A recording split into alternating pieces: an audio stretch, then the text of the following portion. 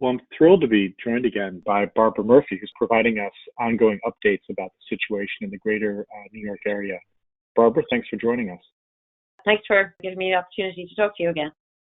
I'm curious. It's been a few weeks since we last talked, and at the time, it seemed like things were starting to plateau a little in New York. Since then, it sounds like things have improved. I'm just curious as to what the current situation is. Yep, things are substantially better. We are back to near normal census-wise, though still, much higher than we would normally be. And we are below 50% COVID in all of our hospitals at this point.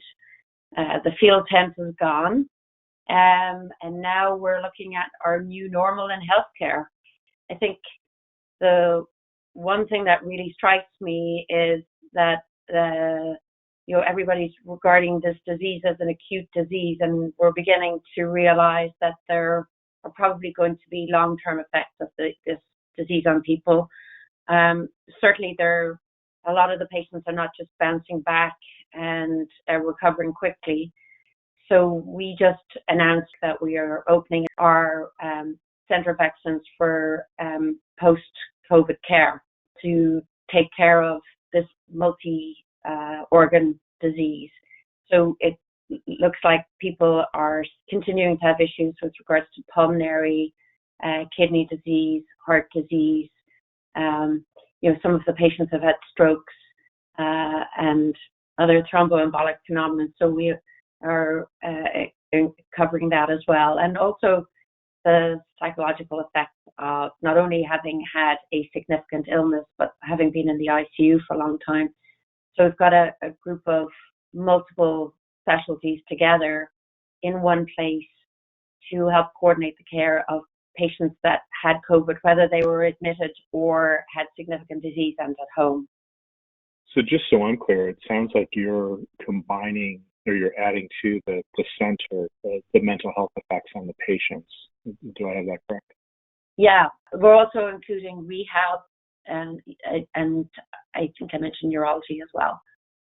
What about the mental health effects on, and this is a point you made early on, what about the mental health effects on the physicians and the trainees and sort of the rest of the healthcare workforce? Clearly, this is something that is going to have significant impact on all of our staff, faculty, nursing, healthcare providers. This was not like, or is, and it's not, we're not through it, is not like anything any of us have ever seen before. And we are preparing and have actually throughout all of this have been very clear about the supports that would be given to people that were on the front line and taking care of patients, not just on the inpatient, but also on the outpatient as well.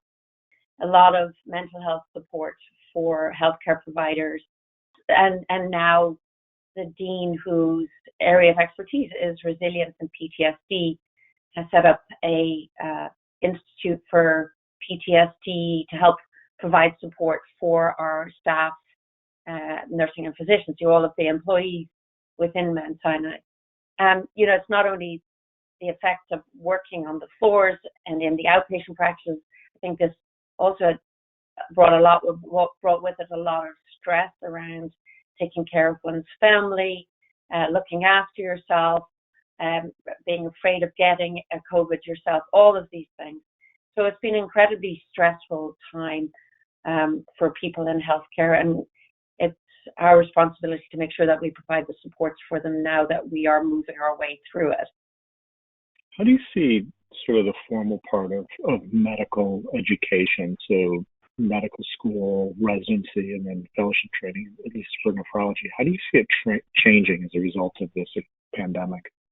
Well, we're looking at virtual graduations and trying to figure out how to do something special for them virtually, which is hard and challenging, but we're working on it. We're looking at virtual recruitment and planning for that for the fall, for residency and for fellowship, and trying to figure out how you represent your institution and your specialty in a very positive light. How do you actually manage to interact and get a good sense for what the candidate is like by Zoom or whatever app you're using. So that's really interesting and challenging. The other part of this is not just for nephrology, is we're looking at having reduced ambulatory care, in-person ambulatory care. So, having decreased potential experience for fellows to interact in person with patients, and doing a lot by telehealth. We're looking at remote monitoring and remote chronic disease management. And I think that's here to stay. So we are both with residents and fellows exploring how do we incorporate that into the educational experience, because they're going to have to get used to this. It's not just a stopgap for COVID. A lot of this is going to be here to stay. And in fact, we can reach more patients this way. Even with dialysis now, we're using more telehealth. So how do you do that, include fellows and supervise appropriately, is another aspect of the changes within education, supervision of house staff, etc. So a lot going on, a lot of learning for us, and a lot of consideration going into how to make it interesting and challenging and exciting for our house staff. I'm curious too. I would think that one of the trends that was occurring before this pandemic, and I would assume now has accelerated, is less classroom teaching and more online resources, et cetera. Is that a reasonable assumption as you're thinking about, particularly I'm thinking for medical students? Yeah, definitely more online, more, kind of over the internet, all personal interactions over the internet, which again, you need to put a lot of thought into, because if students could learn everything online, we would have done this ages ago.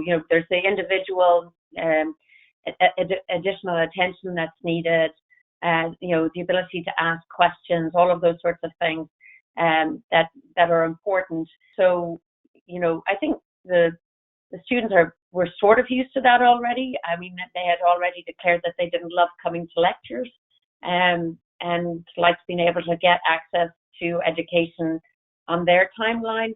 So this kind of extends out from there, but I still think that the personal interaction, getting to know the students, getting to know what they're good at, is very important from the perspective of guiding them for the future. Yeah, I think from an ASN perspective, and if you kind of took off your Mount Sinai hat and put on your ASN hat, there's an opportunity here for ASN to start organizing online, creating content that would relate to teaching kidney physiology to medical students that then institutions and individual students could access. That could be really interesting and very exciting in terms of the way it's presented and who the presenters are, et cetera. I'm curious as to, we've talked a little bit about what's happening clinically and what's likely to happen in the educational arena. I'm curious from a research and scientific perspective, what's happening at Mount Sinai. There continues to be a huge effort around COVID research, the implications for the various organs and understanding the pathology of this disease, but a lot of work around immunology, virology, developing the antibody, which was approved by the FDA, not currently approved quantitatively, but working in that direction, and using that antibody to identify individuals that have high titer antibodies, convalescent serum, and hopefully soon hyperimmune globulin, looking at vaccine development, still multiple clinical trials. And really, again, what's amazing about this is the energy, the enthusiasm, the focus, and the incredible collaboration between multiple divisions, departments. I mentioned the Center of Excellence. We are with that, partnering it with a registry for long-term follow-up. We had a database, a data collection and biorepository on patients that were on the inpatient, and we want to continue that to get longitudinal data. And we are structuring it somewhat like the World Trade Center registry and biorepository that we have, and have worked with the people that are overseeing that to learn from them, learn what worked, what didn't work, so that we don't replicate any mistakes and we set this up in the best possible way.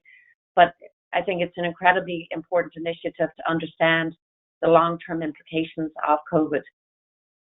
How do you see your registry interdigitating with other registries, either from other institutions or from sort of other specialties? I'm just curious as to how, and I know NIH is also pursuing something related to these activities. I'm just curious as to how we connect all these dots.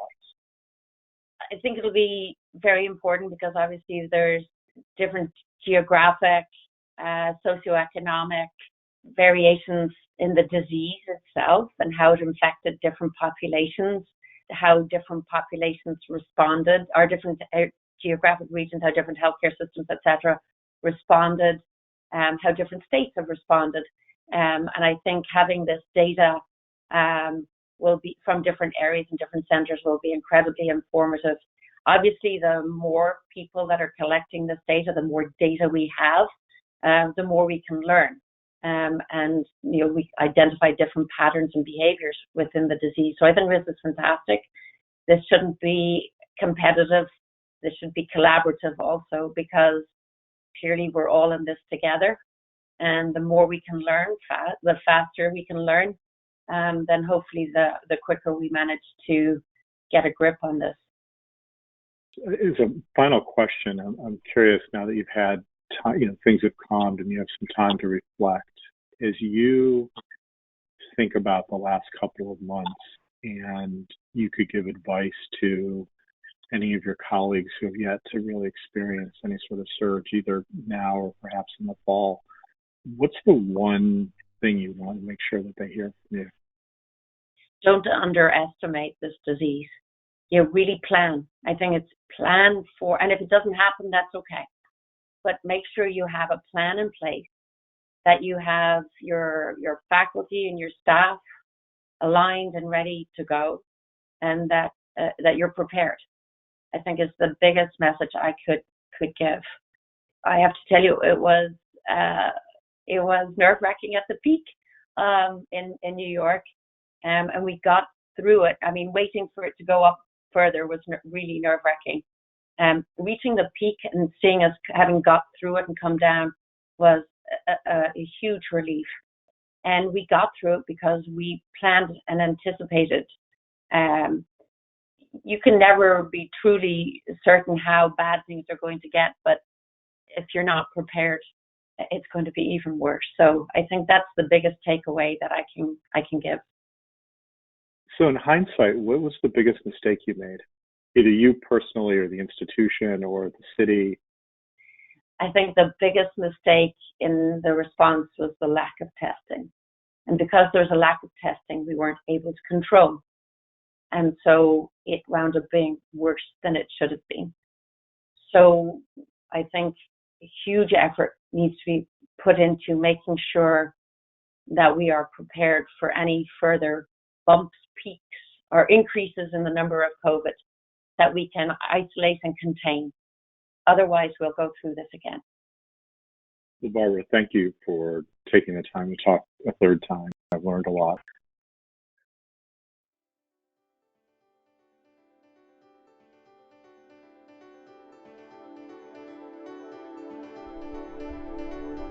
This podcast is copyrighted by the American Society of Nephrology, all rights reserved. All content in this podcast is for informational purposes only and is not intended to be medical advice. This podcast should not be used in a medical emergency or for the diagnosis or treatment of any medical condition.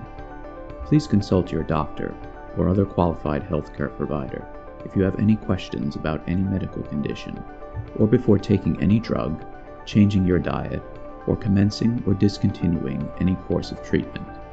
Thank you for listening to this podcast from the American Society of Nephrology.